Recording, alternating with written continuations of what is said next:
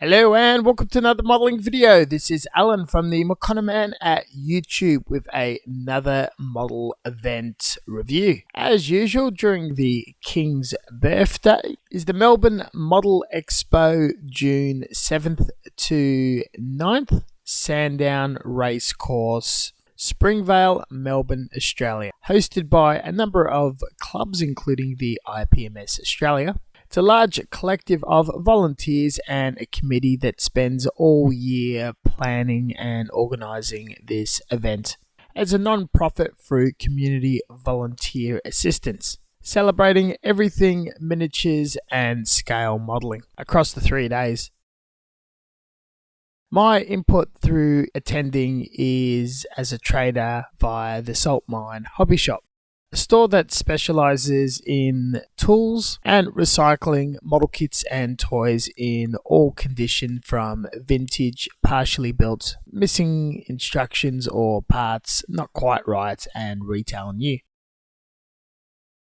Entering the venue after registering and paying entry, you are greeted with a large hall made up of many islands, each island containing tables, mostly with competition entries and different colour tablecloths and signage indicating a club display. Aspects of the setup is a little different as there's a lot less traders and are only lined up the entire length of the south and west wall, with a little bit in the north. The rest along the windows were made up of clubs, with the demonstration area in the little alcove near the cafe and make and take in the centre between two islands.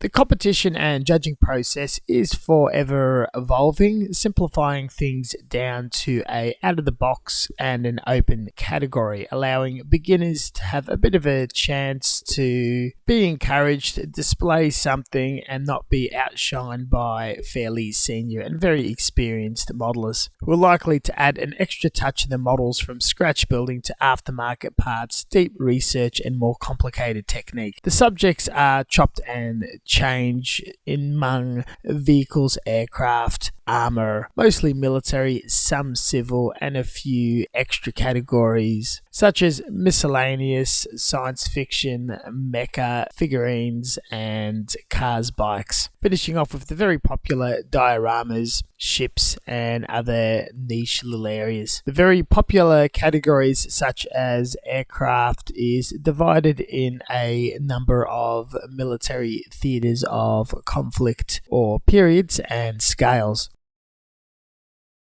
Age groups are divided in seniors, intermediates, and juniors, with the lower age ones having less and more general categories to make up for the fewer entrants. Juniors are heavily encouraged via receiving a participation model, hopefully that they will build and bring in next year, to continue interest in the hobby. Registering for the competition involves going on the website and filling out a form, printing it out, or using a QR code system. It is scrutinized on the day, then you are escorted to your area to set up, either on the Friday during bump-in and for a few hours on the Saturday night to Sunday morning. Judging commences via volunteers and committee members, who are also able to enter the competition but not judge the categories that they are in. On the Monday afternoon, the trophy ceremony occurs, where awards are issued to the top 3 models of each category, including special awards and best of show.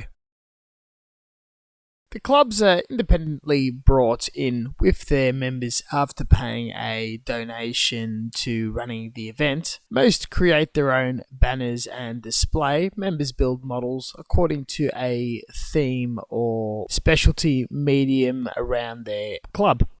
A new addition as a club and display is MSE Studio with this wonderful Gunpla display with GBWC champion models and expertly crafted, airbrushed and modified displays from champion and expert modelers, with a massive wall of extremely affordable to under retail Gunpla, which is a breath of fresh air in the scattered Australian Gunpla community, and one I definitely welcome.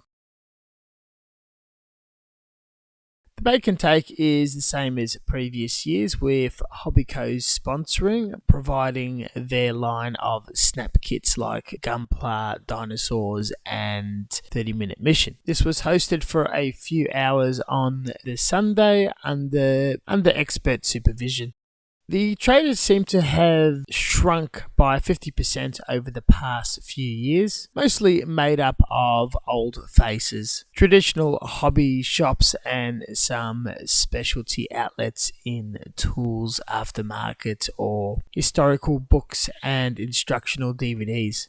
Slowly wrapping up on the Monday with the enormous queue for the Swap and Sell, which is hosted in a completely separate room. This footage was provided by my assistant Fox, who found a few vintage finds and bargains for himself. There is the typical second-hand $5 to $20 far under retail or no longer available kits and aftermarket parts, with a few trying to profit from opportunity in selling incredibly sought after and rare items above retail. With mixed feedback, most seem pretty pleased with the few hour frenzy, yet comments and jokes persisting about the smell of the space and cramped nature. My haul only includes a KFIR C7 and a free little Gundam toy kit, being very well behaved this year. There were also scheduled panels and talks on the subjects of modelling and history. I did not see any of those, even though it was quite close to my stall. With all that done, this concludes the video on the event. I would like to thank the committee and volunteers for accepting my application for a stall and welcoming me. Them and the judges' hard work in bringing it all together and making a fair and interesting enough competition. Lastly, most importantly, all the attendees and competition entrants that brought the models for something to build the event around and a spectacle to see and enjoy. It is a worthwhile event and encouraged to consider the competition, displaying and competing for the maximum experience, volunteering to be a judge, which you'll be trained up and supervised for the first 15 times, which has ample learning opportunities in becoming a scale modeler and improving your skills. This concludes the video. Thank you very much for watching, and as always, until next time, stay tuned for further content. Check out the description for links to the gallery of the event, and we'll catch you guys next time. See ya.